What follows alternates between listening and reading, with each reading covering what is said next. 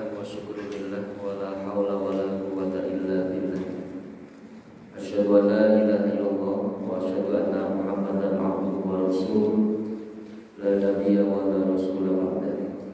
Qala Allah ta'ala fil Qur'anil Karim, a'udzu billahi minasy syaithanir rajim. Wa ataakum min kulli ma sa'altumuh wa in ta'uddu ni'matallahi la tuhsuha. Innal insana latzalumun kafar. Sadaqallahu a'lam. Jamaah rahimakumullah, mari kita awali aktivitas kita hari ini dengan membaca basmalah. Bismillahirrahmanirrahim. Alhamdulillah, pada pagi hari ini kita bisa silaturahim.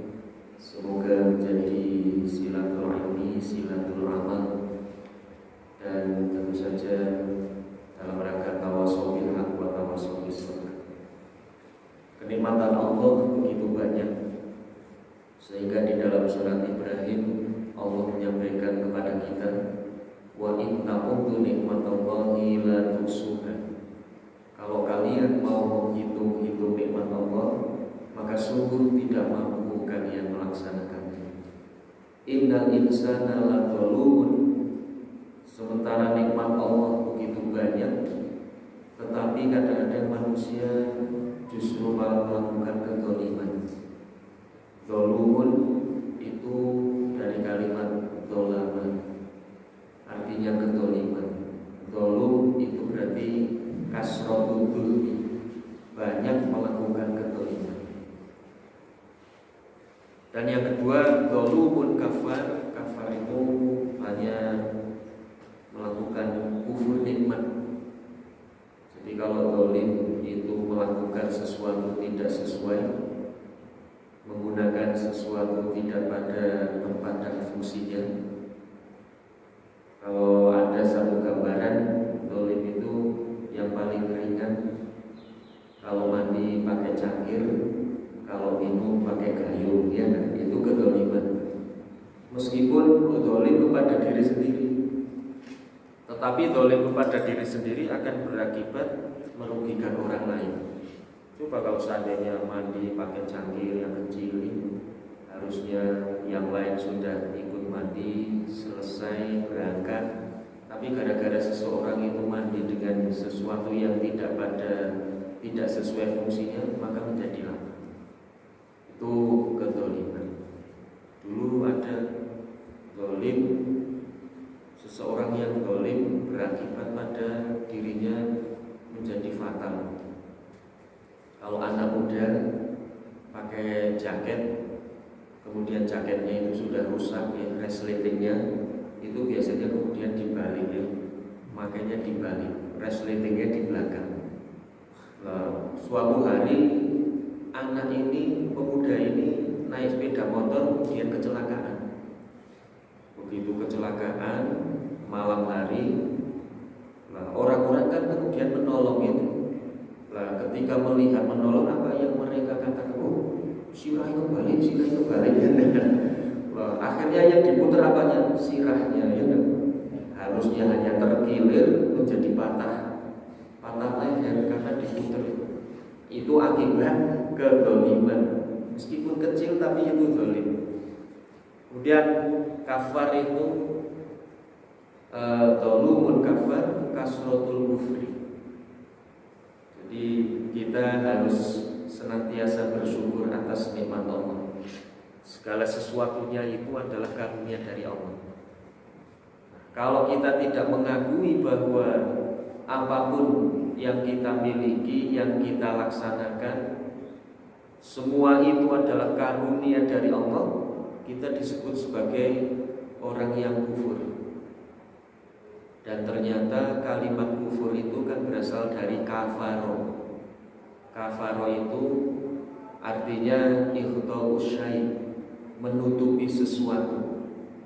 Dan ternyata kalimat kafaro itu sudah terserap masuk ke dalam bahasa Inggris. Bapak pasti kenal dengan yang namanya kafar ini. Dulu ibu-ibu kita kalau mau beli tutup tempat tidur, istilahnya spray. Bu, nggak putih, mau ke pasar, mau beli apa? Spray. Nah, kalau beli spray murah hanya 95.000. Tapi sekarang sudah diganti supaya agak sedikit gaul ya, bukan spray itu tapi apa? Bed cover ya. Nah, kalau bed cover sudah 350.000, mahal. Maka tidak usah pakai bahasa Inggris, pakai bahasa Indonesia saja. Nah, itu bed cover itu artinya tutup tempat tidur.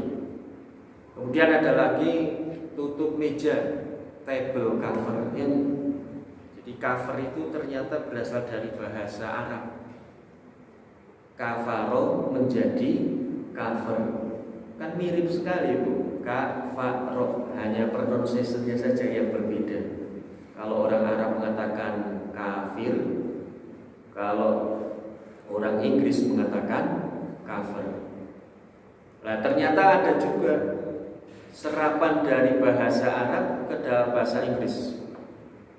Saya kemarin menyampaikan di antara jamaah ada yang guru bahasa Inggris, kemudian menambah kepada saya itu pengetahuannya. Yang pertama, jihad. Nah, jihad itu ternyata dalam bahasa Inggris jihad. Mas pernah nonton film jihad ya? Wah, itu kan penuh dengan perjuangan itu, sampai mati-matian. Nah, itu ternyata jihad. Itu bahasa Arabnya jihad.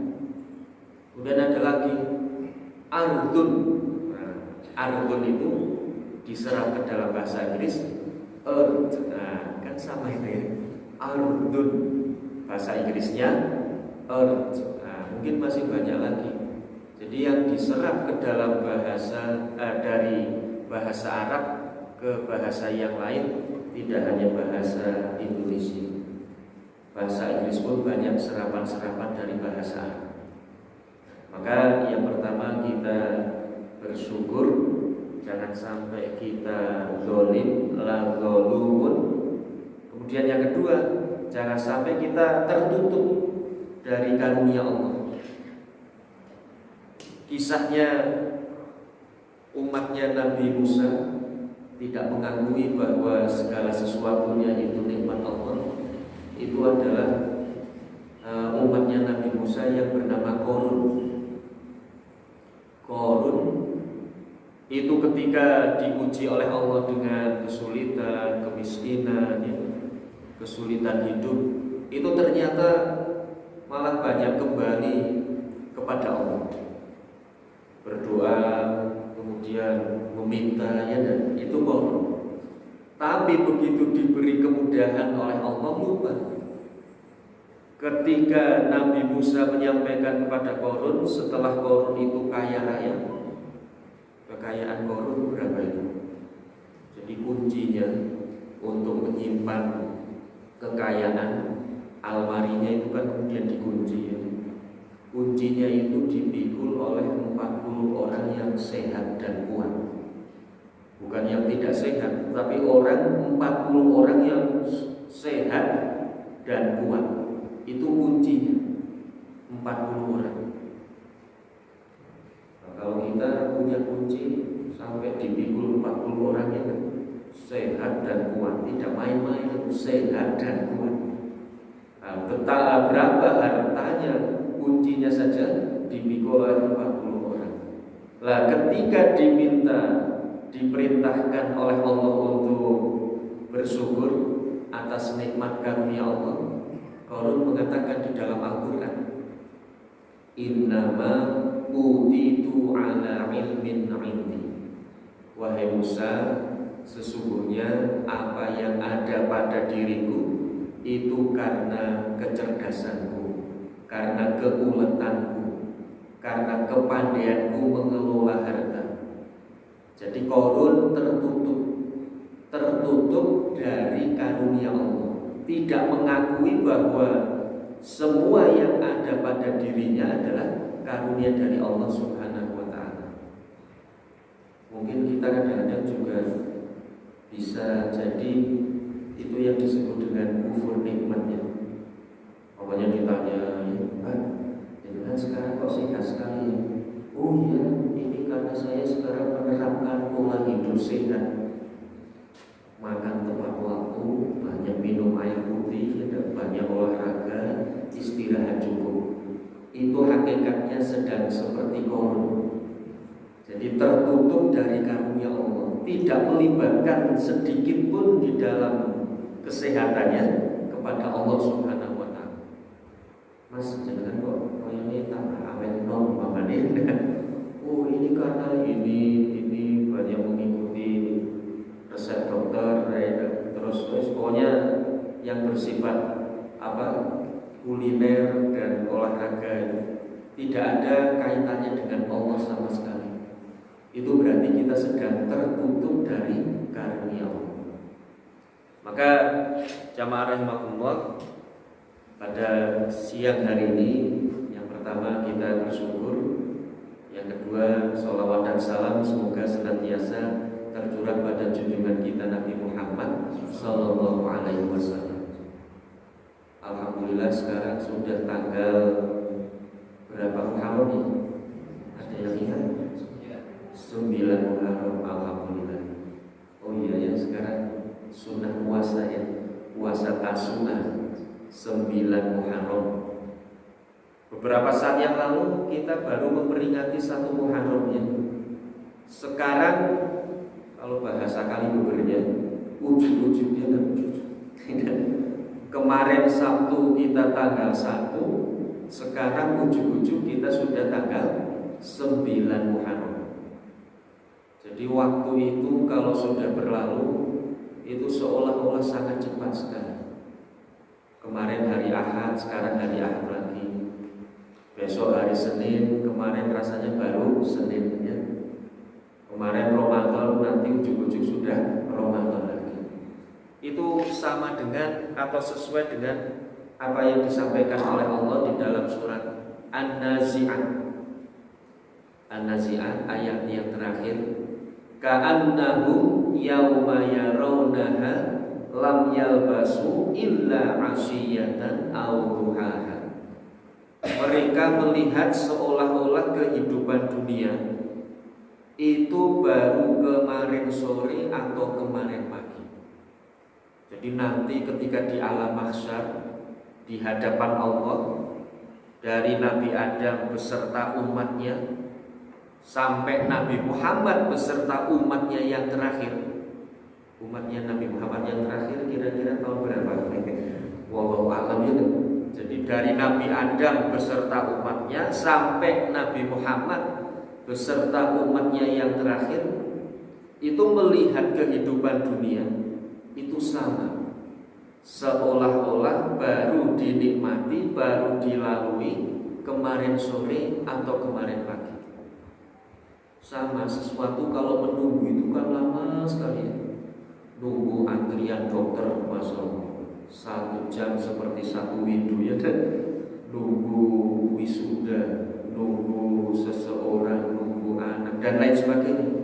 Yang namanya menunggu itu sesuatu yang sangat lama terasanya.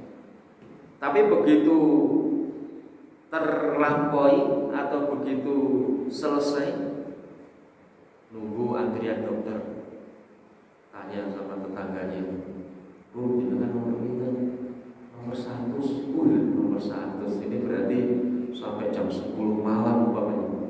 Tapi begitu nomor 100 kemudian kita pada gilirannya, ya Allah, sangat cepat rasanya. Maka kadang-kadang orang tua itu kan melihat anak muda yang selesai kuliah atau melihat anak muda yang umpamanya sukses gitu.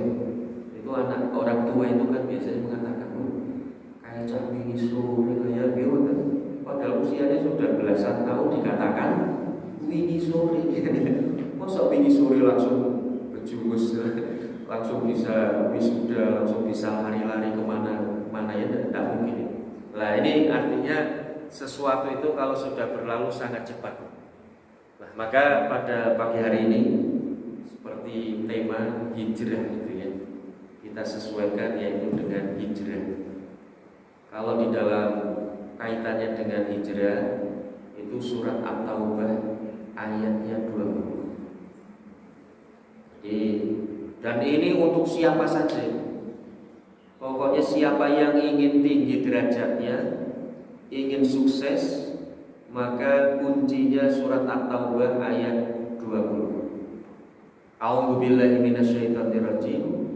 Alladzina amanu wa hajaru wa jahadu fi sabilillahi bi amwalihim wa anfusihim a'dhamu darajatan 'indallah wa ulaika humul faizun. Yang terjemahannya, dan mereka orang yang beriman, orang yang hijrah, orang yang berjihad di jalan Allah dengan harta dan diri mereka, a'dhamu darajatan 'indallah wa ulaika humul faizun, akan mendapatkan derajat yang tinggi di hadapan Allah dan mereka akan diberi kemenangan. Artinya kesuksesan.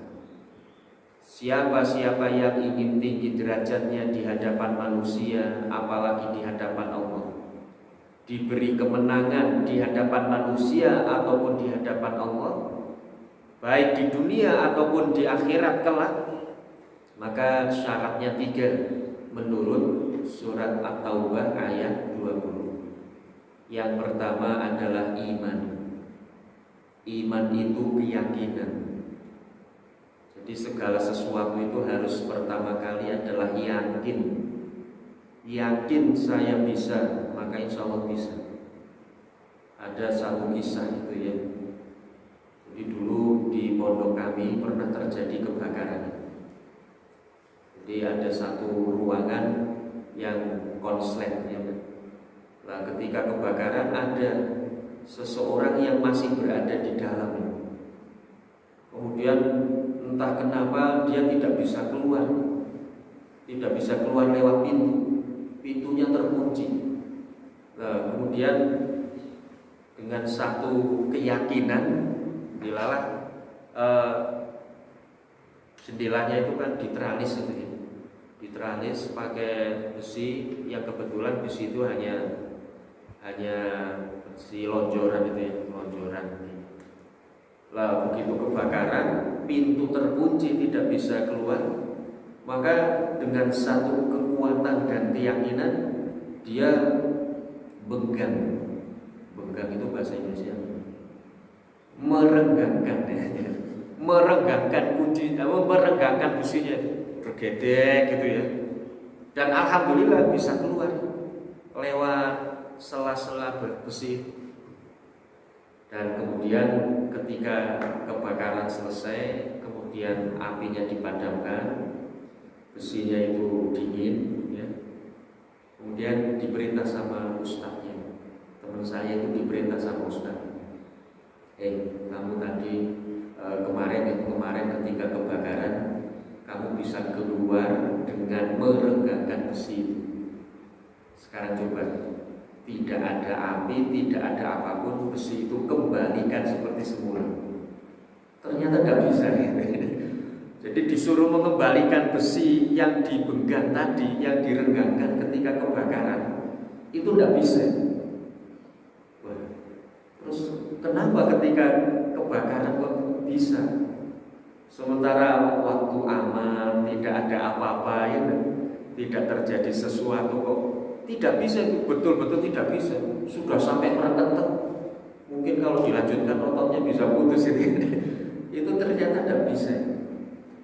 Kemudian ustaz saya mengajarkan, tahu enggak kenapa ketika kamu berada di kamar sedang kebakaran, merenggangkan besi itu bisa? Yang pertama, karena kamu yakin bisa.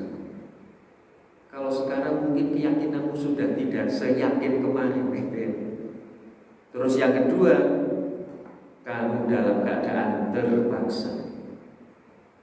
Jadi seseorang itu kalau sudah terpaksa, itu mengerahkan segala daya dan upaya. Dan yang ketiga ini yang paling penting. Disitulah kalau zaman Nabi mungkin disebut sebagai mukjizat ya. Tapi kalau kita kan bukan mukjizat, tetapi maunah, pertolongan dari Allah. Jadi setiap manusia itu akan diberi pertolongan, diberi potensi oleh Allah untuk mendapatkan pertolongan. Itu alasan kenapa ketika kebakaran kamu bisa, setelah kebakaran selesai padahal aman, tidak ada sesuatu, malah justru tidak bisa. Ini jamaah rahmatullah, itu yang namanya mungkin mukjizat mungkin. Dan kita masing-masing saya yakin pernah sesuatu itu kalau sudah terpaksa biasanya diberi keajaiban ya. Kalau bukan mukjizat ya agak turun sedikit lah ya, keajaiban. Cerita tentang diri saya kadang-kadang begitu. Dulu saya minta maaf punya kendaraan roda 4 yang bensinnya selalu campur. Bukan campur oli tapi campur dorong. Pokoknya kalau sudah ngisi bensin atau sudah ngisi solar itu sudah istri saya itu deg-degan. Pak, jangan dimatikan saja Pak. Loh nanti kalau nggak dimatikan bahaya ini nanti. Nah kalau dimatikan itu saya takut tuh. Takut apa Bu? Takut nanti solarnya campur dorong ya. Nah, tapi saya punya jurus itu ya. Nah inilah keutamaan atau kelebihan seseorang kalau sesuatunya itu agak memprihatinkan, itu pasti kemudian bergantungnya dengan Allah itu berlebih. Jadi setiap saya mau berangkat, berdoa Al-Fatihah, ayat kursi ya, dan macam-macam itu. Setiap kali mau berangkat menggantungkan diri kepada Allah itu berlebih. Nah, ternyata betul itu. Di suatu hari bensinnya habis. Ketika bensinnya habis, alhamdulillah ya ketika bensin habis ternyata di depan pom bensin ya, itu yang pertama. Terus yang kedua,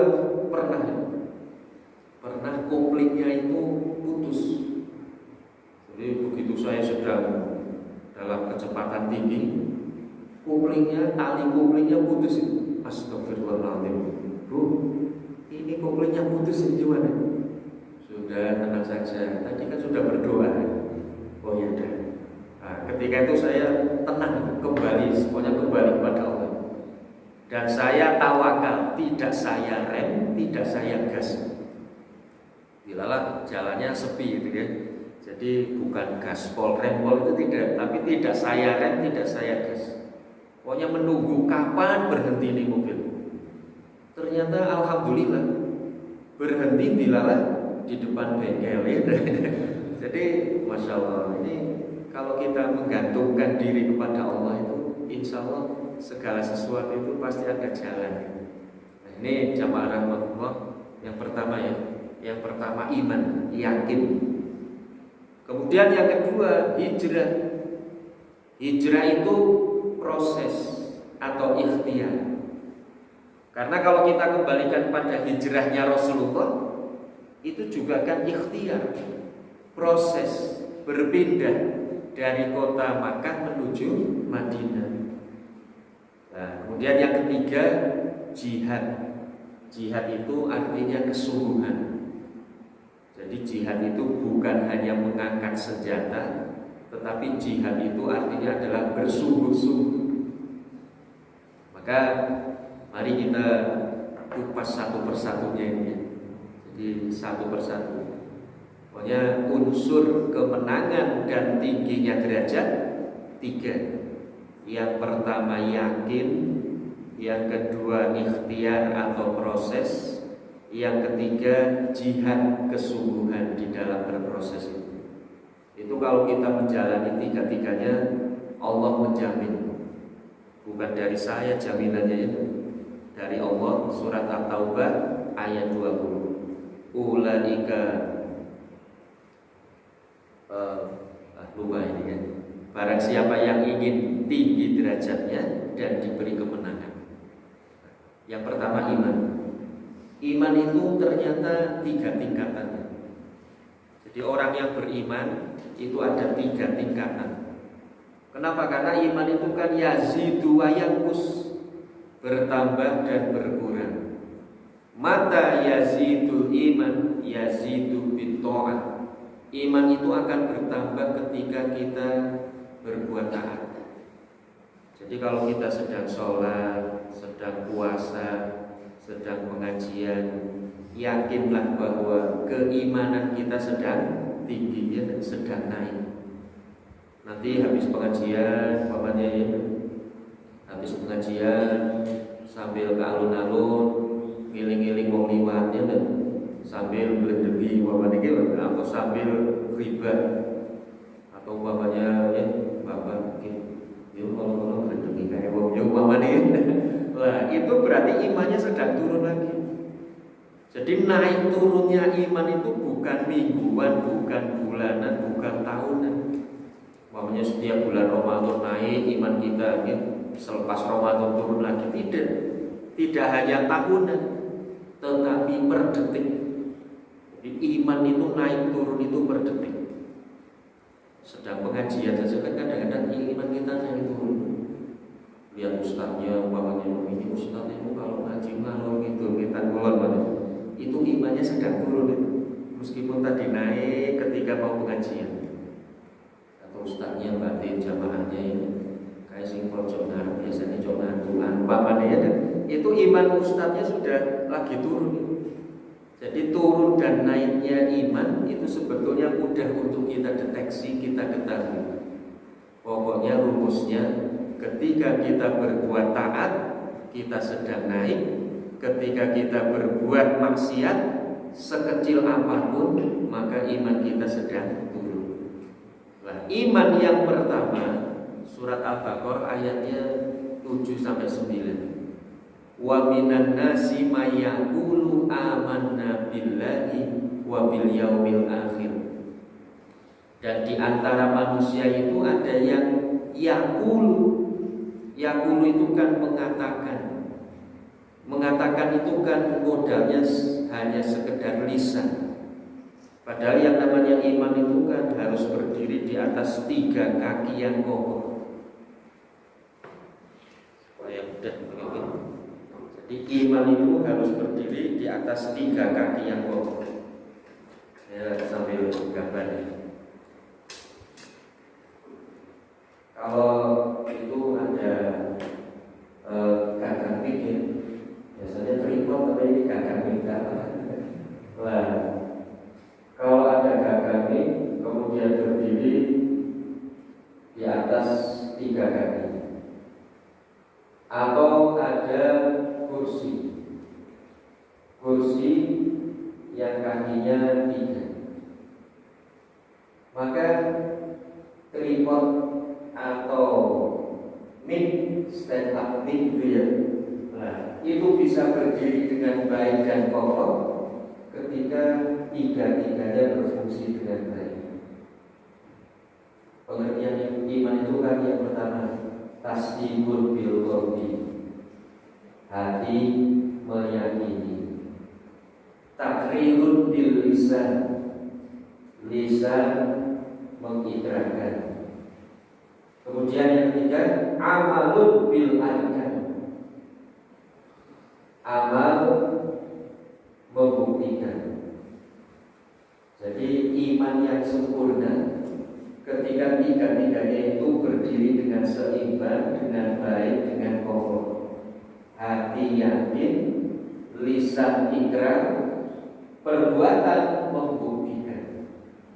Ini pengertian iman.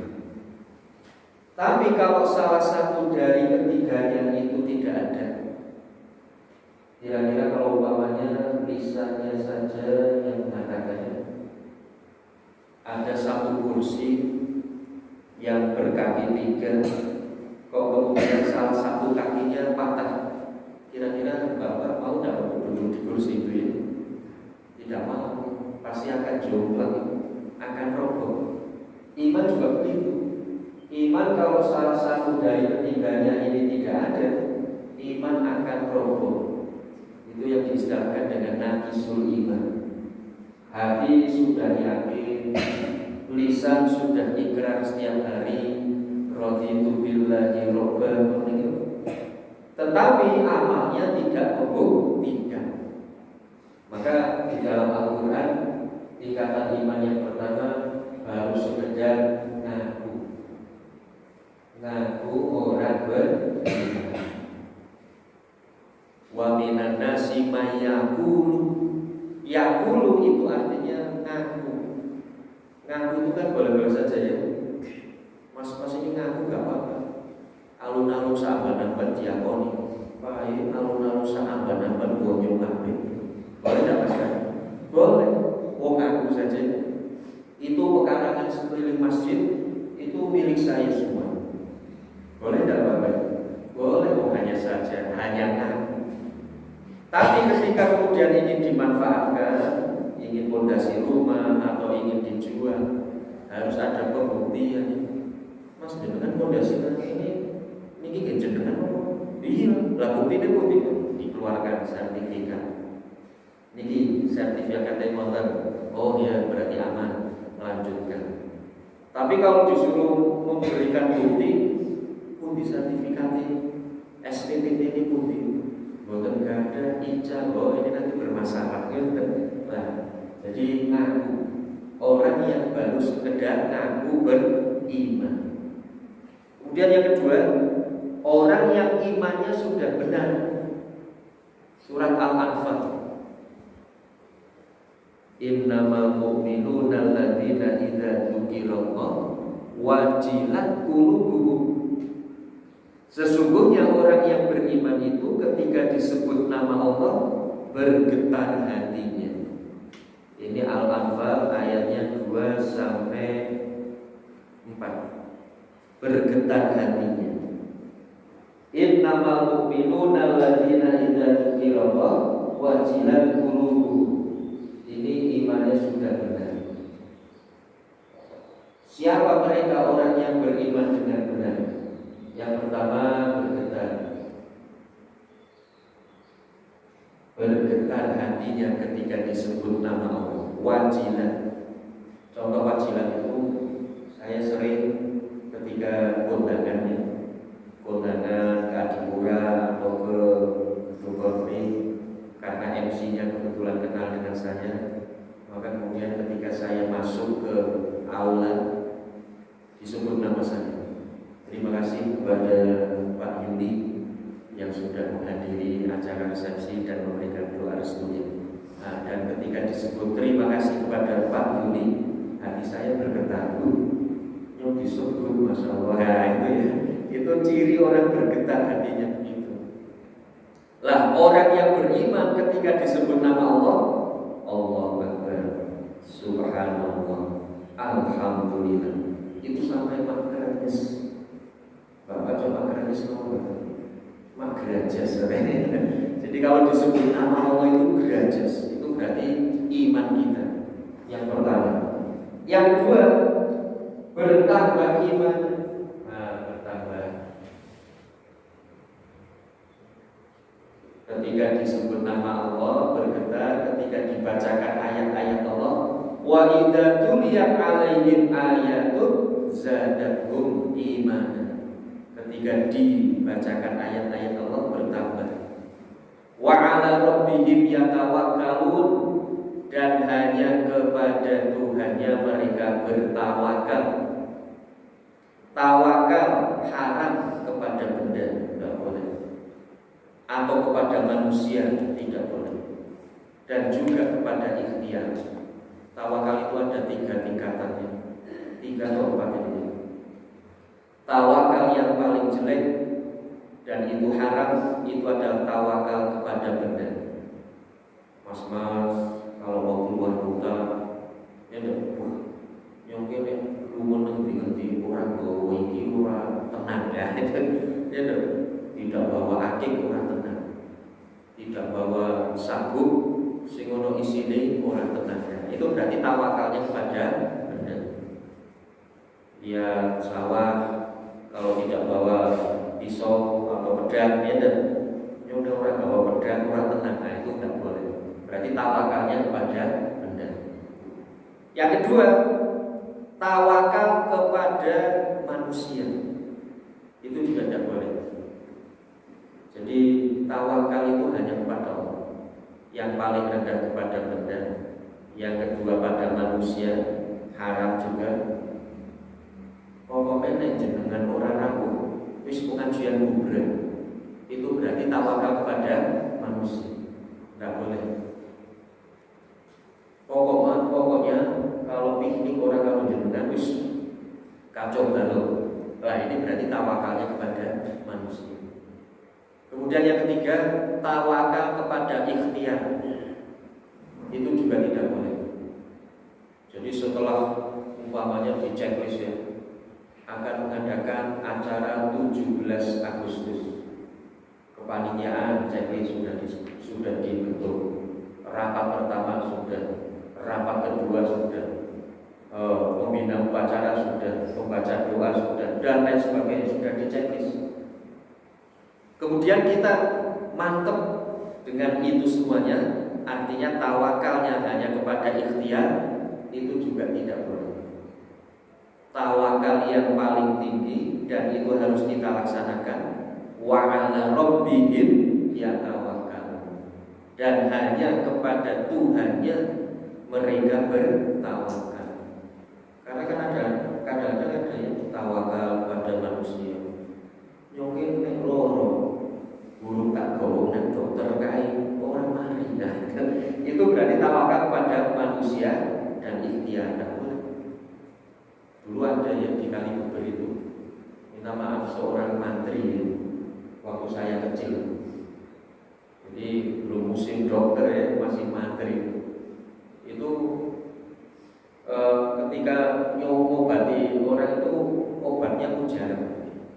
Sampai di Kalibuber itu waktu kecil, saya kecil ada satu istilah namanya mantri itu kan Pak Nadio gitu.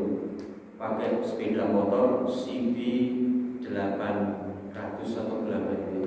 Pokoknya Honda CB yang jadul banget itu ya. Suaranya megah sekali. Lah ketika ngaturi Pak Nadio ke rumah, itu kan beliau pakai sepeda motor. Orang-orang Kalibuber itu sampai mengatakan, krungu Honda niku wis mari. Lah krungu Honda ini sudah sembuh. Nah, itu berarti tawakalnya kepada manusia, kepada Pak Nadio dan kepada suara Honda. Tidak boleh itu ya, haram. Tawakal hanya kepada Allah Subhanahu wa taala.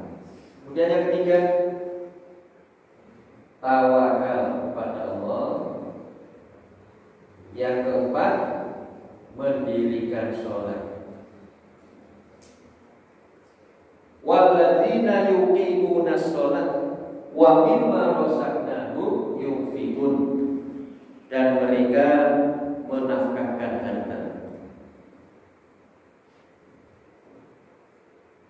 Menafkahkan harta. Ulaika humul mu'minuna haqqan. Mereka itulah orang yang beriman dengan benar.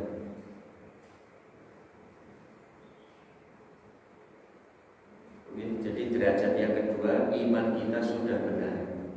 Kalau derajat yang pertama, keimanannya dibantah oleh Allah kan. Wa ma hum bimu'minin, mereka belum beriman.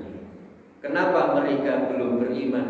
Karena mereka baru sekedar yaqulu, baru sekedar mengatakan amanah, kami beriman. Tetapi hati dan amalnya belum membuktikan keimanan mereka. Nah, iman yang sudah benar itu surat Al-Anfal ayatnya 2 sampai 4. Nah, ada iman yang lebih tinggi lagi, yaitu ketika iman sudah disamakan. Surat Al-Fatihah, ihdinas siratal mustaqim siratal ladzina an'amta 'alaihim ghairil maghdubi 'alaihim waladdallin.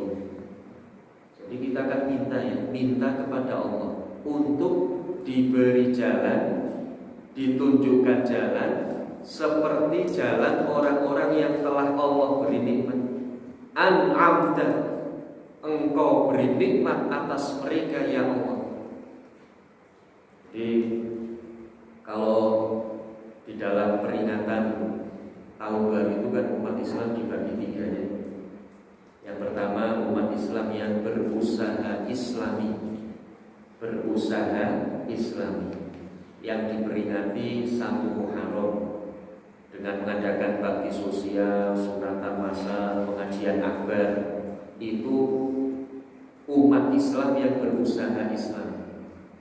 Saya mengatakan berusaha Islami, tidak berani mengatakan Islami, apalagi mengatakan paling Islami. Masya Allah, yang paling Islami adalah Nabi kita Muhammad Sallallahu Alaihi Wasallam. Nah, itu yang pertama. Jadi pokoknya yang paling Islami adalah beliau. Kita umatnya baru berusaha. Kalau Nabi Muhammad minta maaf umpamanya tidak Islami atau kurang Islami, itu kan langsung ditegur oleh Allah. Ketika menyambut tamu, kemudian beliau kurang Islami, tamunya seorang yang buta, abasa wa tawalla anja'ahul a'ma, langsung diingatkan. Kalau ada orang buta datang kepadamu, jangan engkau memalingkan muka. Jadi Nabi Muhammad langsung diingatkan oleh Allah. Maka keislaman 100%, Islami 100% adalah Nabi Muhammad Sallallahu Alaihi Wasallam. Kalau kita umatnya masih sekedar berusaha, tapi tidak apa-apa. Don't worry, be happy. Kenapa? Karena manusia itu kan diperintahkan untuk berusaha. Walaisa linnasi illa ma syaa. Dan tidaklah bagi manusia kecuali usaha-usaha. Minta maaf, saya pakai jas saja kadang-kadang dikatakan kurang Islami. Apalagi jas tambah dasi. Dasi ini dulu warisan kaum Yahudi. Jadi terus yang Islami bagaimana kan? Yang Islami ya yang menutup aurat sesuai dengan syariat Al-Quran dan Sunnah Rasul. Itu jadi kita itu berusaha. Yang pertama. Yang kedua, umat Islam yang modern, 1 Muharram tidak diperingati, tapi yang diperingati 1 Januari ya. 1 Januari. Padahal kalau kita tahu 1 Januari itu milik siapa sih? Ya, kan milik tetangga, kan? Bukan milik kita itu 1 Januari. Kalau memperingati 1 Januari maka umat Islam berarti kurang piknik gitu ya, kurang jalan-jalan. Lah yang ketiga, 1 Muharram tidak, 1 Januari tidak, tetapi yang diramaikan diperingati 1 Suro. Nah, ya, 1 Suro. Nanti kumpul di alun-alun kota Yogyakarta, tawaf mengelilingi benteng Muhammadiyah atau di Solo, itu memperingati 1 Suronya. Meskipun antara 1 Suro dengan 1 Muharram bareng atau sama, tapi niatnya itu kan 1 Muharram atau 1 Suro. Lah ternyata umat Islam bukan hanya tahun baru saja dibagi menjadi 3. Dalam berpakaian pun kadang-kadang umat Islam terbagi 3 ya. Yang pertama, umat Islam yang berusaha Islami. Kalau mas-mas seperti ini, kalau bapak ya, menutup aurat, itu artinya berusaha Islam.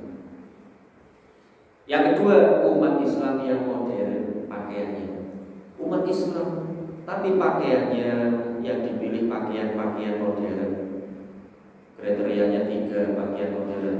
Tahu nggak Pak 3? You can see my tail, my leg, my goal. Ini bahasa Inggris, itu bukan bahasa Jawa ya. Kamu bisa melihat kudelku, kelekku, dan dengkulku. Itu kira-kira umat Islam atau bukan? Umat Islam. Minta maaf, BCL itu muslimah atau bukan ya? Saya hanya tahu ini bukan produk saya, bukan BCL. BCL itu muslimah atau bukan? Muslimah ya, Islam ya, Islam. BCL itu Islam. Suaminya juga Islam. Tapi menurut Bapak pakaiannya gimana? Ya, pakaiannya kan tiga tadi ya. My life, my girl, my good. Itu juga muslimah dan banyak muslimah yang beraliran beliau ini. Nah, terus yang ketiga umat Islam yang mempertahankan tradisi. Pakaiannya masih tradisional, pakai jarit, ya, pakai kending, kemudian pakai kebaya yang kelihatan dadanya, ya. Itu juga umat Islam. Maka umat Islam ini terbagi menjadi tiga: modern, berusaha Islami, dan mempertahankan tradisi. Kita kembali kepada ini. Jadi kita itu minta kepada Allah untuk ditunjukkan jalan seperti jalan orang-orang yang telah Allah beri nikmat. Nah, siapa mereka orang-orang yang telah Allah beri nikmat?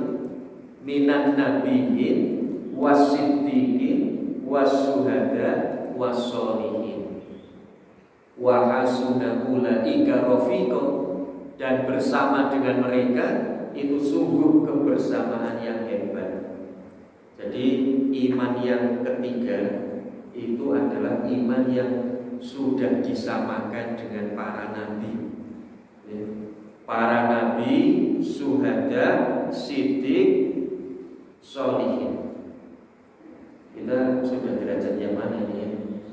Bapak, mas, keimanan kita kira-kira baru ngaku wong iman, atau sudah benar, atau sudah disamakan, atau naik turun, kadang-kadang ngaku, kadang-kadang benar. Masya Allah, disamakan dengan orang-orang sholih, disamakan dengan nabi, disamakan dengan, Masya Allah, kita masih berusaha itu. Khadijah, kalau membaca kisah Khadijah itu bikin baper ya. Khadijah itu kan imannya sudah disamakan. Jadi kita sama dengan Khadijah itu sudah hebat itu. Ya, ahli surga, dijamin surga. Kenapa? Karena ketika Khadijah itu kan riwayatnya itu Khadijah orang yang terkaya di negeri Arab. Kota Mekah itu 2/3 kekayaan kota Mekah adalah milik Khadijah. Masya Allah, 2/3 kekayaan kota Mekah milik Khadijah. Jadi sepertiganya dibagi-bagikan kepada orang lain.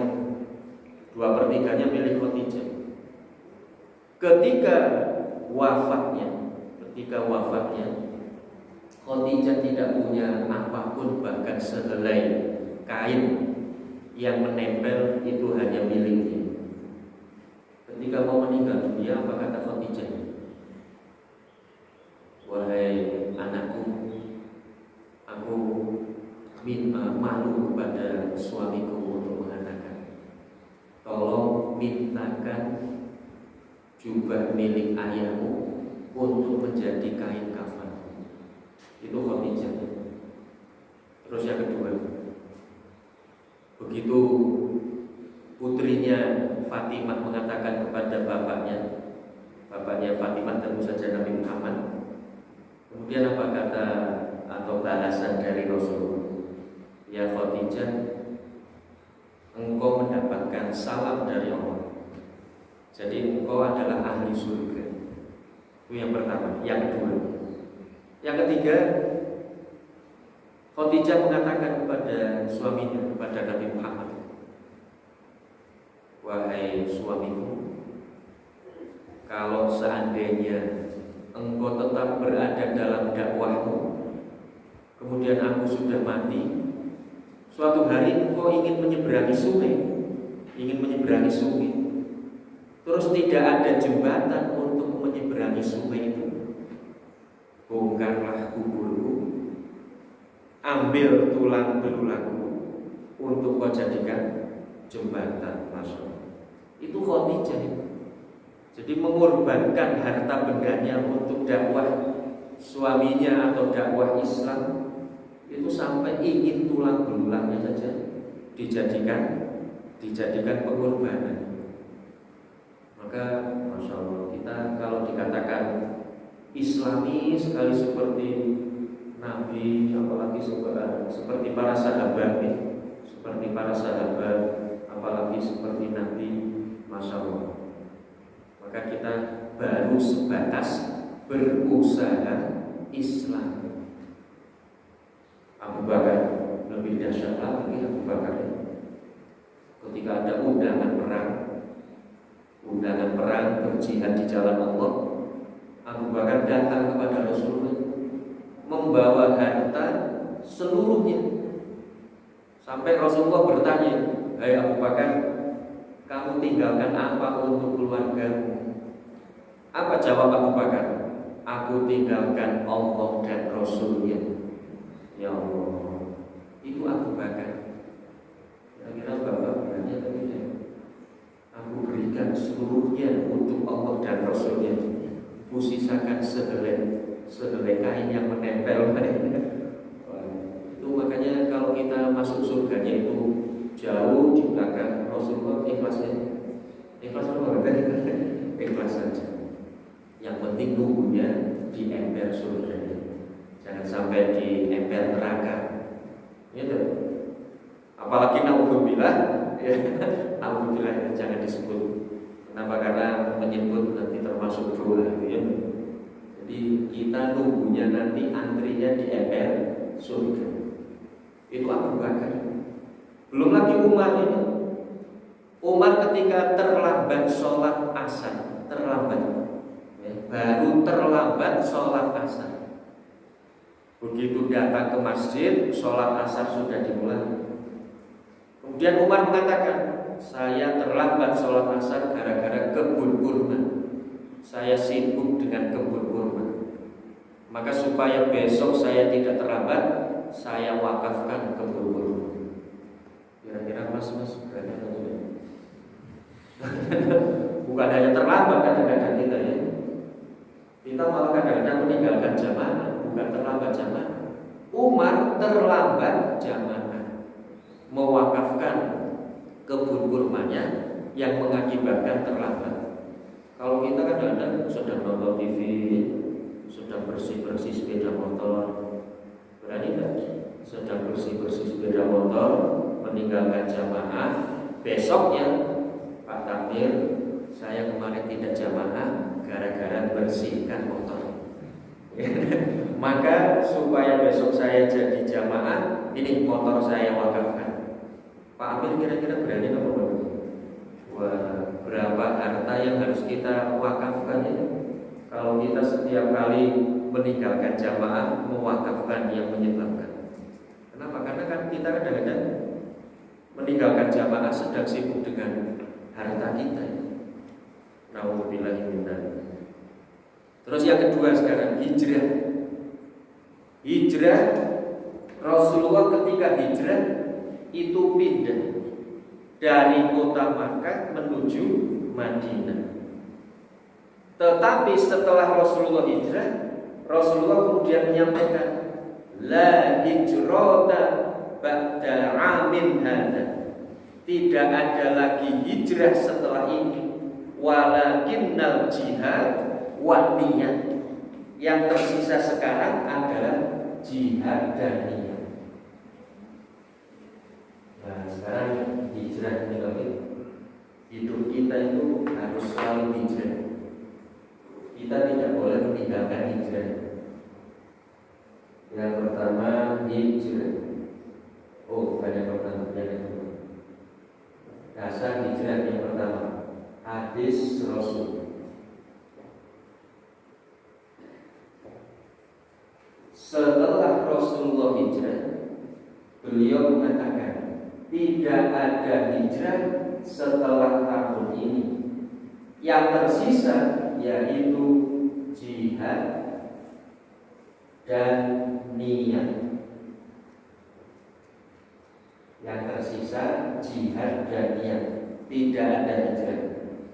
Tetapi di dalam surat Al-Ankabut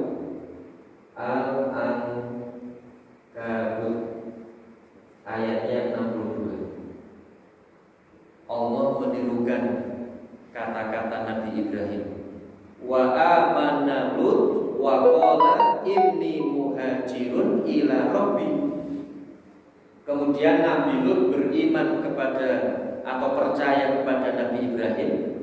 Kemudian Nabi Ibrahim mengatakan inni muhajirun ila rabbi. Nah, inni muhajirun ila rabbi. Hadis Rasulullah menyampaikan tidak ada hijrah setelah tahun ini.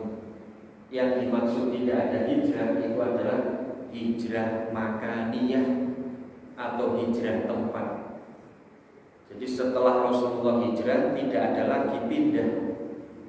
Jadi hijrah yang kita lakukan sekarang bukan pindah, tetapi hijrah yang kita lakukan adalah berubah. Berubahnya dari mana? Berubahnya dari sesuatu yang bukan syar'i, bukan ilahi, menuju kepada syar'i atau ilahi atau robbi. Jadi hijrah yang kita lakukan itu surat Al-Ankabut ayatnya 62. Inni muhajirun ila robbi. Saya sedang hijrah menuju Tuhan. Artinya sedang berubah. Yang tadinya syirik menjadi tauhid, yang tadinya riya menjadi ikhlas, yang tadinya maksiat berubah menjadi ibadah, yang tadinya minta maaf seksi menjadi syar'i. Itu namanya hijrah, berubah. Lah perubahan kita di mana? Surat Al-Baqarah ayatnya 257. Nah, Al-Baqarah 257. Allahu waliyul ladzina amanu yukhrijuhum minadh dhulumati ila. Dialah Allah pemimpin bagi orang-orang yang beriman. Ketika kita beriman, kita pasti akan mengambil Allah sebagai pemimpinnya atau menjadikan Allah sebagai pemimpin. Itu sudah so pasti. Ketika kita beriman, kita pasti menjadikan Allah sebagai pemimpin. Lah bagaimana menjadikan Allah sebagai pemimpin? Kembali pada Al-Quran dan Sunnah. Itu namanya berkepemimpinankan Allah. Nah, surat Al-Baqarah. Allahu waliyul ladzina amanu yukhrijuhum minadh dhulumati ilan nur walladzina kafaru awliya'uhumut taghut. Sementara orang-orang yang kufur, orang-orang yang kafir, minta maaf, kafir itu bukan hanya keluar dari Islam menuju non-nya. Kita beriman Islam bisa disebut atau termasuk orang-orang yang bersifatkan orang kafir. Ketika kita tadi tidak bersyukur atas nikmat Allah, berarti kita kufur. Walladzina kafaru awliya'uhumut taghut. Sementara orang yang kufur, pemimpin mereka adalah taghut. Taghut itu ada dua. Yang pertama setan, yang kedua hawa nafsu. Awliya'uhumut taghut yukhrijunahum minan nur ila dhulumat. Maka mereka akan membimbing dari kebenaran, dari cahaya kepada kegelapan atau dhulumat. Nah, ini jadi hijrah yang tadinya seksi jadi syar'i, yang tadinya tidak baik menjadi baik, yang tadinya baik menjadi lebih baik. Itu namanya hijrah. Artinya berubah. Jadi ada itu Rasulullah ketika membangun masjid, ada seorang sahabat ingin bangun rumah di tepi masjid. Ditanya oleh Rasulullah, sahabatku, kalau bangun rumah di tepi masjid untuk apa? Sahabatnya menjawab, saya ingin menjadi ahli jamaah ya Rasulullah, sholat 5 waktu bersamamu di masjid. Rasulullah menyampaikan, untuk menjadi ahli jamaah tidak usah pindah, yang penting berubah. Tidak usah pindah, yang penting berubah. Banyak orang yang dekat dengan masjid bukan ahli jamaah, banyak orang yang jauh dari masjid jadi ahli jamaah. Jadi bukan pindah, tapi berubah. Nah, ini perubahannya nih. Jadi hadis Rasulullah itu bukan hijrah pindah, tetapi perubahan. Terus rukun hijrah. Ternyata hijrah itu juga ada rukunnya. Ya. Hijrah itu ada rukunnya. Sholat tanpa rukun batal. Sholat tidak niat tidak sah. Kenapa? Karena niat adalah rukun. Maka rukun hijrah yang pertama. Jadi kalau kita ingin berubah, kita ingin hijrah, itu harus ada rukun yang paling utama pertama, yaitu tujuan. Harus ada tujuan. Tujuannya jelas. Rasulullah ketika hijrah pasti ada tujuannya. Kenapa ada tujuannya? Rasulullah kan berangkat belakangan. Para sahabat berangkat duluan. Para sahabat pasti bertanya kepada Rasulullah, ya Rasulullah, kita mau hijrah kemana? Rasulullah pasti menjawab, pergilah kalian ke kota Madinah. Kan jelas tujuannya. Tidak mungkin Rasulullah mengatakan, pergilah kalian ke mana suka. Ada angin timur, pergilah ke timur. Ada angin barat, pergilah ke barat. Itu bukan hijrah kalau ke timur, ke barat, ke utara, ke selatan. Itu namanya kabur kanginan, ya. Kabur kanginan, dolan, keluyuran, kelayaban.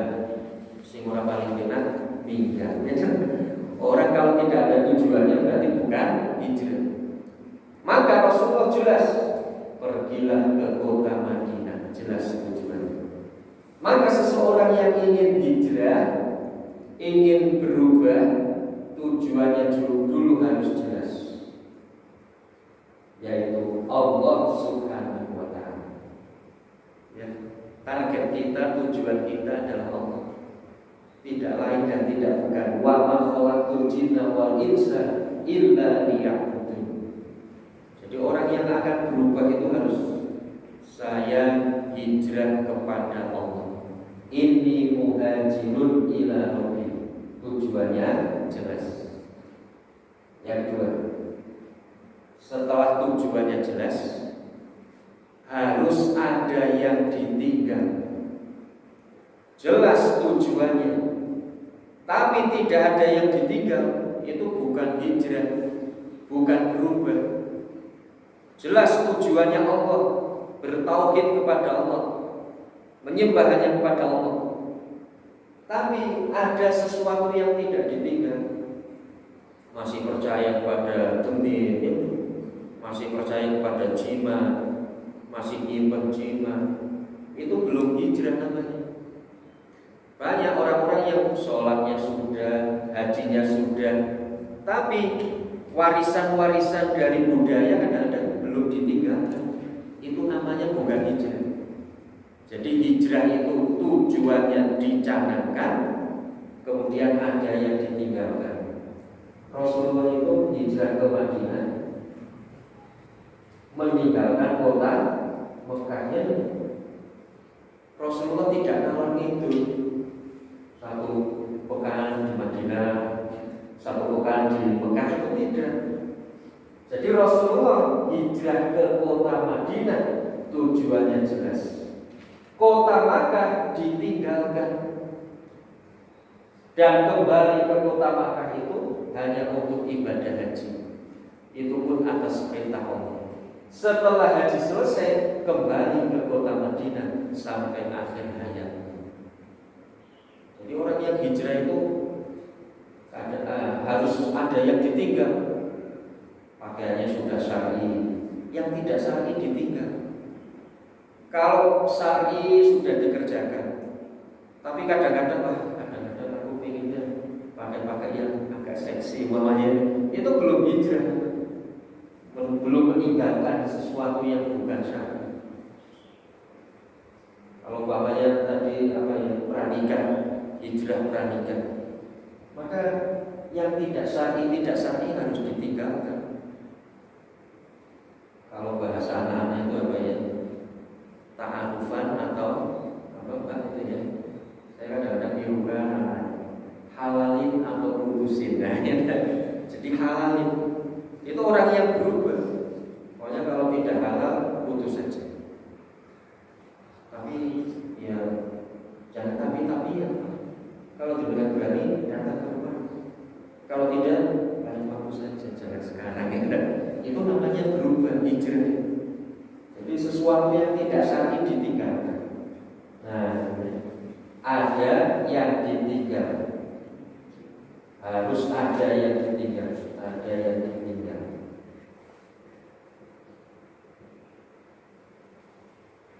Contoh tujuannya jelas, tidak ada yang ditinggal.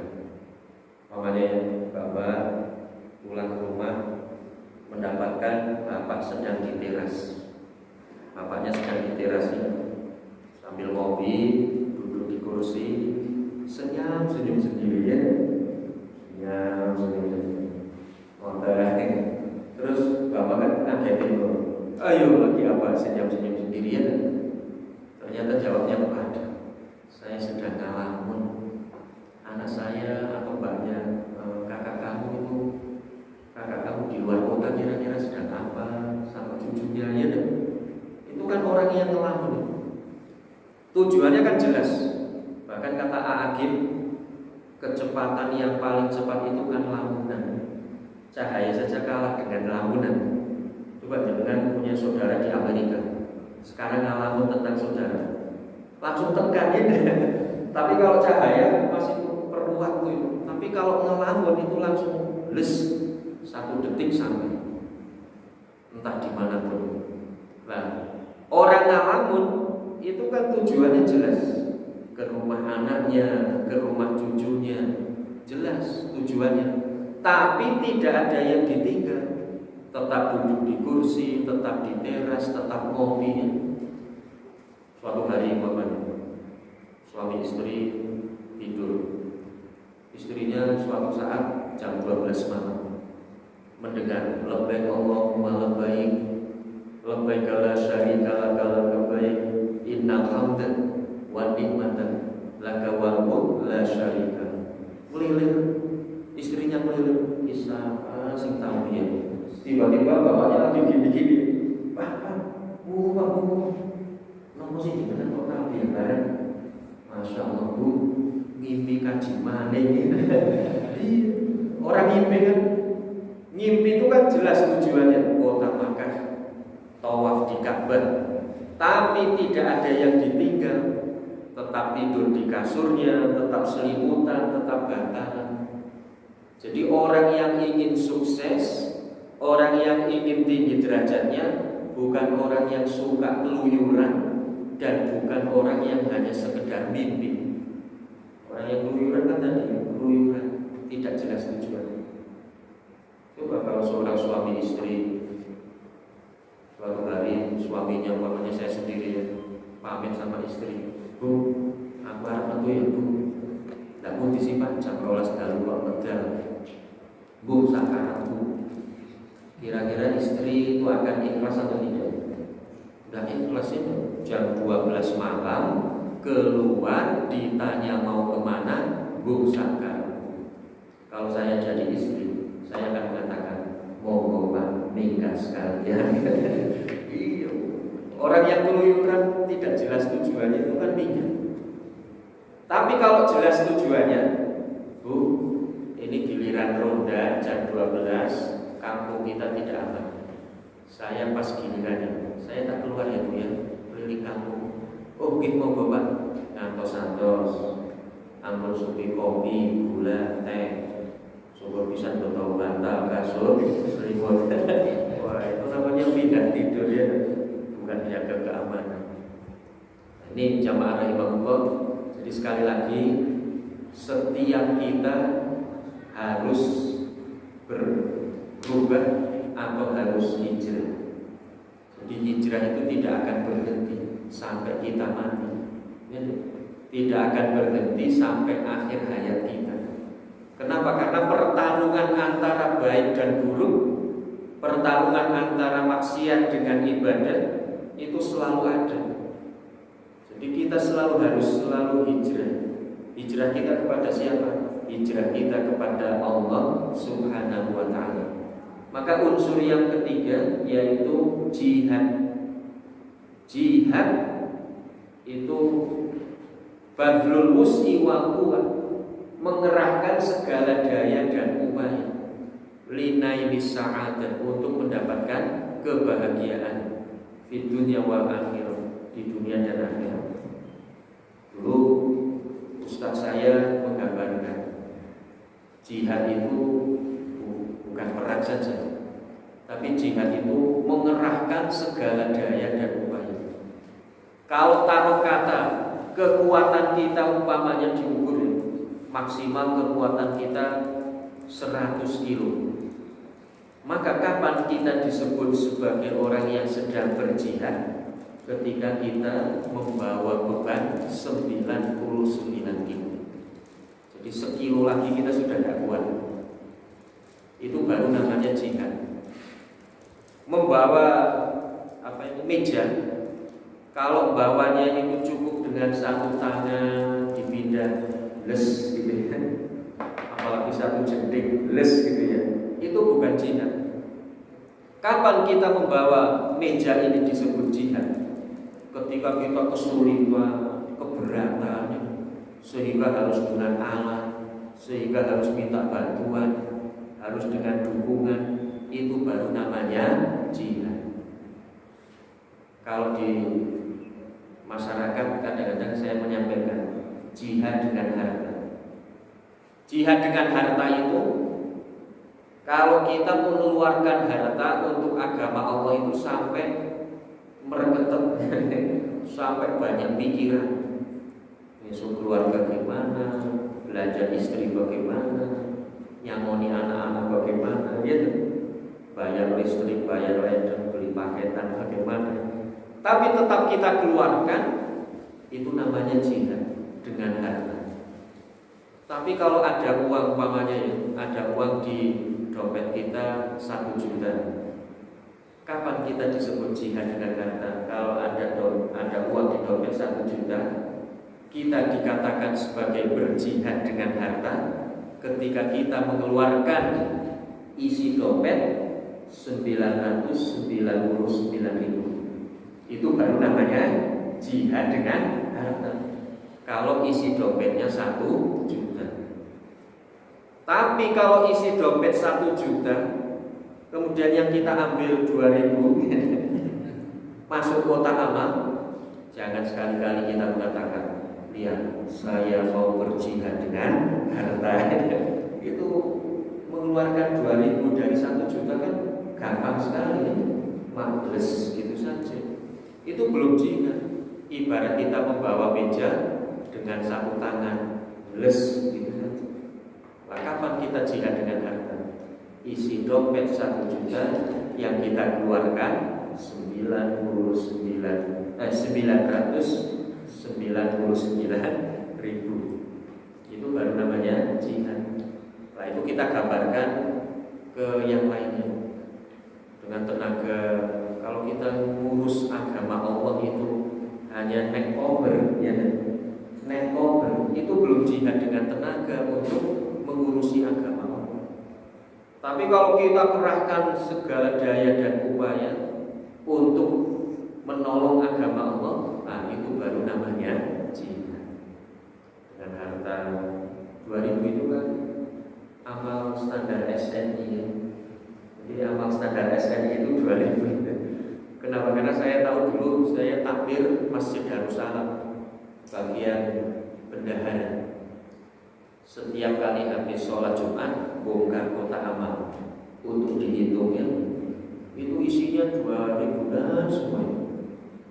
Makanya ini kan standar SNI 2000. Ketika nemu 20.000 seneng banget. Alhamdulillah 20.000. Didoakan semoga yang amal 20.000 rezekinya tambah, turah, barokah, syukur bisa kata, bisa beli rumah, bisa nambah tanah, pergi makan Madinah, putra putri solih-solihah, mati husnul khotimah. Itu 20.000. Doanya banyak sekali. Yang 2.000 tidak didoakan. Wah, itu tidak adil ya. Harusnya didoakan semua ya. Ini jamaah rahimahullah. Jadi intinya bahwa yang pertama, manusia harus selalu hijrah. Kenapa? Karena pertarungan antara baik buruk, antara maksiat ibadah, antara bid'ah sunnah itu selalu ada sepanjang hayat sampai akhir wafat. Itu yang pertama. Yang kedua, hijrah tentu saja harus kita lakukan karena hari ini harus lebih baik dari kemarin, hari esok harus lebih baik dari hari ini. Dan manusia tidak tahu batas maksimalnya itu di mana, kita tidak tahu. Yang penting kita kembali kepada Allah Subhanahu wa ta'ala. Kalau ada kebenaran, kami hanya menyampaikan. Bila ada kesalahan, kekeliruan, benar-benar atas kebodohan kami di dalam menyampaikannya, maka mohon maaf yang sebesar-besarnya. Kira-kira biasanya ada dialog tanya jawab apa tidak? Ada yang mau bertanya? Alhamdulillah tidak ada. Sudah paham semua. Atau tambah bingung ini Pak Yuli kok ngalor ngidul kita keluar. Tidak ada yang bertanya ya? Saya hitung sampai 3, 2, 1. Wah, tidak ada ya. Alhamdulillah. Berarti semoga bisa dipahami, dihayati, dimengerti dan diamalkan. Kalau ilmu itu kan saya pernah mendapatkan itu ya di pelatihan balik itu. Yang pertama didapatkan, difikirkan, dirasakan, diamalkan. Dipikirkan, kayak mau benar operasi yang disampaikan Pak Yuli. Oh, kayaknya yang benar Bapak ini kan? Iya benar. Dipikirkan, terus dirasakan. Oh iya, saya rasakan. Yang ketiga diamalkan. Maka kan ada bagus sekali ya. Jadi kalau ilmu yang kita dapatkan belum diamalkan, berarti ilmu kita baru sampai di pemikiran, belum di perasaan, apalagi penghayatan. Mungkin itu ya. Mungkin itu saja yang bisa kami sampaikan. Kurang lebihnya mohon maaf. Kita tutup dengan doa kafaratul majlis. Bismillahirrahmanirrahim. Subhanallahumma wa bihamdika asyhadu an la ilaha illa anta astaghfiruka wa atubu ilaik. Assalamualaikum warahmatullahi wabarakatuh.